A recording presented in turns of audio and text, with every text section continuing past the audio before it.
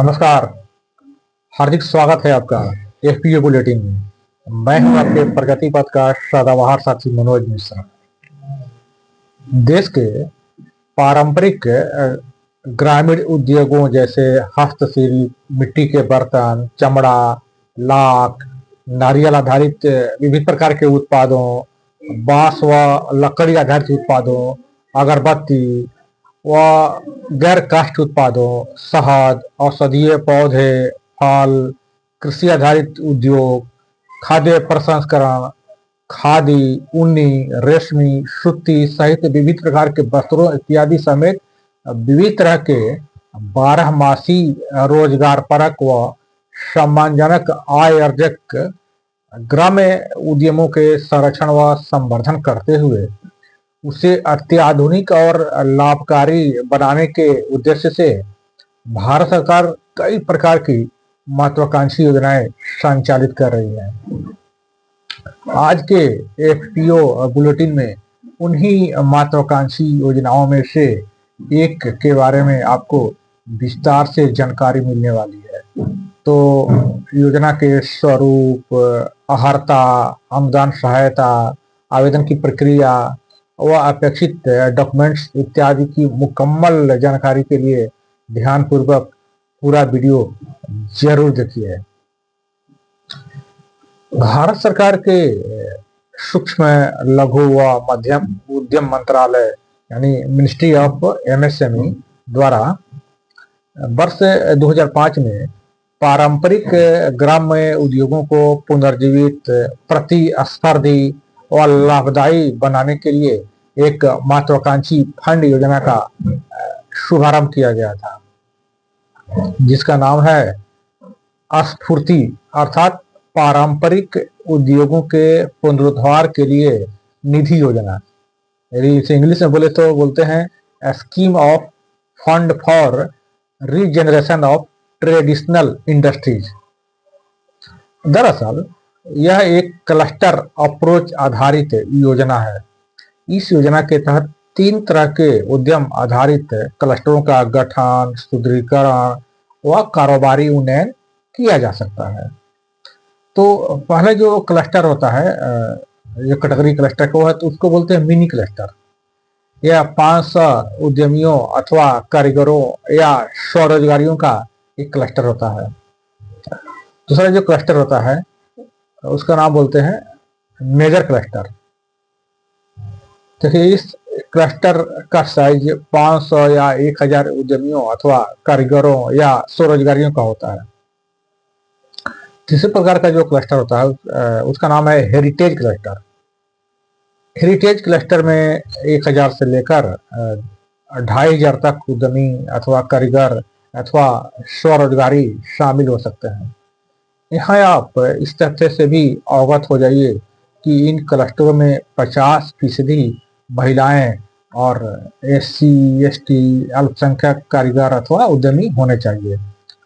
अब तक की हमारी बातों से आप तो भली भांति समझ ही गए होंगे कि स्फूर्ति योजना के अंतर्गत मुख्यतः भौतिक अवसंरचनाओं के निर्माण या विकास, प्रशिक्षण, तकनीकी उन्नयन, उत्पाद विकास, रचनात्मक हस्तक्षेप, उत्पादों का बेहतर पैकेजिंग, विपणन अवसंरचनाओं की स्थापना व विपणन क्षमताओं का विकास आदि का कार्य किया जाता है। साथ ही उत्पादकों या कारीगरों के बीच सामूहिक सहयोग स्थापित करते हुए बाजार मांग के अनुरूप उत्पाद तैयार कर उद्यम को अत्यधिक प्रतिस्पर्धी बनाने की जोरदार पहल की जाती है। आपको यह तथ्य समझने में आसानी हो, इसलिए आइए अगले 2 मिनटों में इसकी घटकवार जानकारी हासिल कर लेते हैं। देखिए, स्फूर्ति योजना के मुख्यतः 3 घटक यानी इंटरवेंशन है। पहला जो है सॉफ्ट इंटरवेंशन, जैसे जागरूकता, प्रशिक्षण, डिजाइन विकास, क्षमता निर्माण, एक्सपोजर भीट इत्यादि। दूसरा जो है घटक है उसको बोलते हैं हार्ड इंटरवेंशन, मसलन कॉमन फैसिलिटी सेंटर, कच्चा माल बैंक, आधुनिक मशीनरी, प्रशिक्षण केंद्र, पैकेजिंग यूनिट इत्यादि। और तीसरा जो इंटरवेंशन है यानी तीसरा जो घटक है उसको बोलते हैं थीमेटिक इंटरवेंशन, जैसे ब्रांडिंग, मार्केटिंग, ई कॉमर्स, नवाचार और प्रचार अभियान आती है आदि। अब आप भली भांति समझ गए होंगे कि स्फूर्ति योजना के तहत पारंपरिक उद्यमों की पहचान कर इससे जुड़े उद्यमियों या कारीगरों या स्वरोजगारियों को क्लस्टर के रूप में संगठित किया जाता है। उनका गुणवत्तापूर्ण प्रशिक्षण व क्षमता वर्धन किया जाता है। आवश्यकता के अनुरूप बुनियादी ढांचों का विकास किया जाता है। तकनीकी उन्नयन में मदद की जाती है। उत्पादों की बिक्री हेतु सहायता व मार्गदर्शन किया जाता है और अपेक्षा के अनुरूप ऋण व अनुदान सहायता प्रदान की जाती है, ताकि न केवल बड़े पैमाने पर सतत व सम्मानजनक रोजगार सृजन एवं आय अर्जन के साथ साथ देश का समावेशी उत्थान हो सके, अपितु उद्यमियों व कारीगरों को उनके उत्पादों का बेहतर मूल्य मिल सके तथा देश की गौरवशाली कला, परंपरा व संस्कृति का संरक्षण और संवर्धन भी हो सके। अब समझ गए तो आपको बता दें कि परियोजना अवधि के बारे में भी आपको जानना जरूरी है। तो देखिए, यह परियोजना 3 वर्षों की अवधि के लिए होती है। इस अवधि में आपको क्लस्टर को सुदृढ़ व आत्मनिर्भर बनाना होता है। तो स्फूर्ति योजना के स्वरूप उद्देश्यों को समझने के बाद आपको यह जानकारी हासिल कर लेना जरूरी है कि योजना के क्रियान्वयन के लिए अनुदान सहायता राशि कितनी मिलती है। तो देखिए, इस योजना में अनुदान सहायता शासन द्वारा क्लस्टर के आकार व उद्यम की आवश्यकता के अनुरूप प्रदान की जाती है।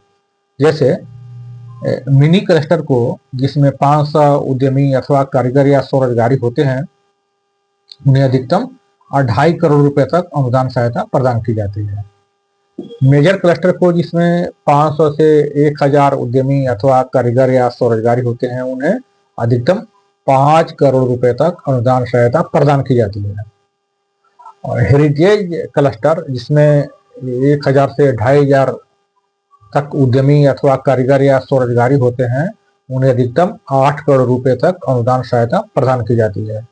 यहाँ एक बात आपको क्लियर कर देना चाहते हैं कि इस अनुदान सहायता राशि से भूमि खरीद की अनुमति शासन द्वारा नहीं प्रदान की जाती है। और हाँ, परियोजना लागत का 90% से 100% तक अनुदान सहायता शासन द्वारा प्रदान की जाती है।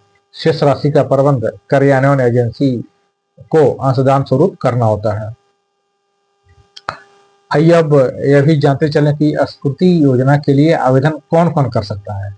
तो देखिए, कोई भी गैर सरकारी संगठन जिनका ट्रैक रिकॉर्ड अच्छा हो और वे स्थानीय समुदाय के उत्थान के लिए कार्य करना चाहते हो, वे स्फूर्ति योजना के लिए आवेदन कर सकते हैं।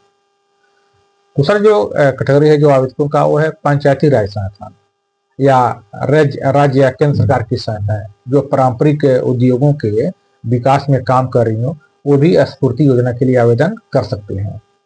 तीसरा जो कैटेगरी है आवेदकों की, वो है ऐसे उद्यमी जिनके पास कारीगरों का एक समूह हो और वे सामूहिक विकास के लिए काम करना चाहते हैं, वे भी आवेदन कर सकते हैं। इसके अलावा कारीगरों के पंजीकृत समूह जिसमें कम से कम 500 कारीगर हो, वे भी इस योजना के लिए आवेदन कर सकते हैं। इन सब के अलावा पारंपरिक उद्योगों के क्लस्टर के विकास के उद्देश्य से कार्य करने वाले एफपीओ, ट्रस्ट अथवा अन्य पंजीकृत संस्थाएं भी स्फूर्ति योजना के लिए आवेदन कर सकती हैं। तो स्फूर्ति योजना के आवेदकों को अब आवेदन की प्रक्रिया को भी सावधानी पूर्वक समझ लेना बहुत ही जरूरी है।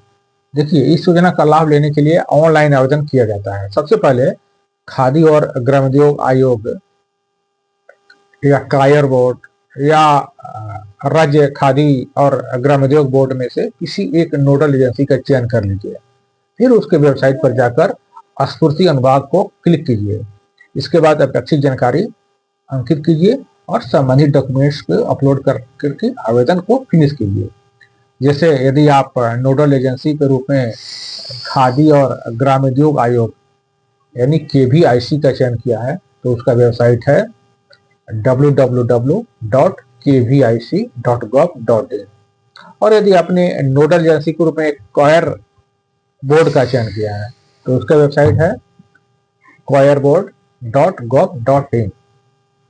यहाँ एक बात और आपको बता दें कि परियोजना के क्रियान्वयन हेतु एक तकनीकी एजेंसी को भी आपको चयन करना होता है।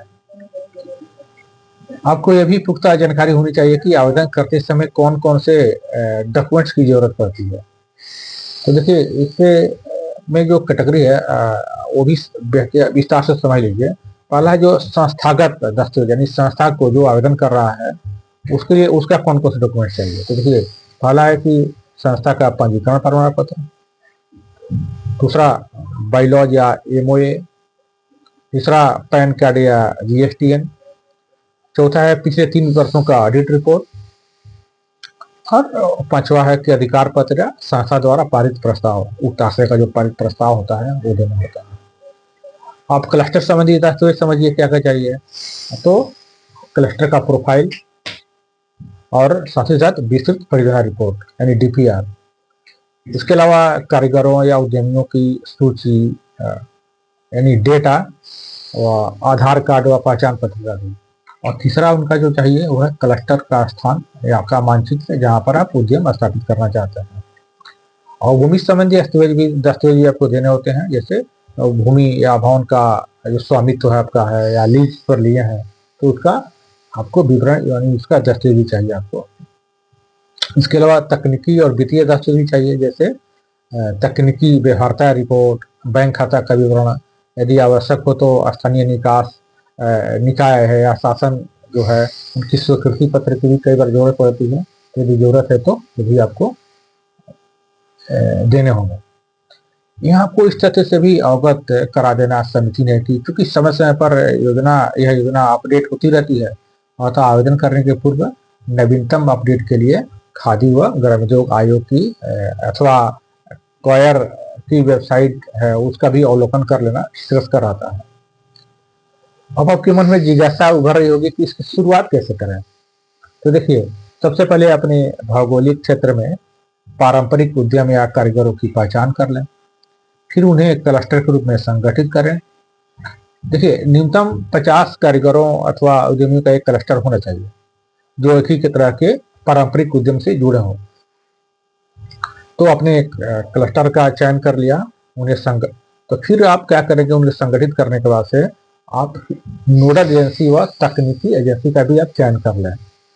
चयनित उद्यमियों व कारीगरों अथवा उद्यमियों का डेटा तैयार कर अनुभवी कंसल्टेंट की मदद से एक प्रभावशाली प्रोजेक्ट रिपोर्ट तैयार कराएं। अपनी संस्था के सभी अपेक्षित जानकारी व डॉक्यूमेंट्स एकत्रित कर लें। आप नोडल एजेंसी के पोर्टल पर संस्था को ऑनलाइन पंजीकृत करते हुए अपेक्षित डॉक्यूमेंट्स के साथ स्फूर्ति योजना के लिए आवेदन कर दें। आवेदन के उपरांत संबंधित नोडल एजेंसी अग्रतर कदम ताल करती है। तो उम्मीद है आपको स्फूर्ति योजना से संबंधित विस्तृत जानकारी मिल गई होगी।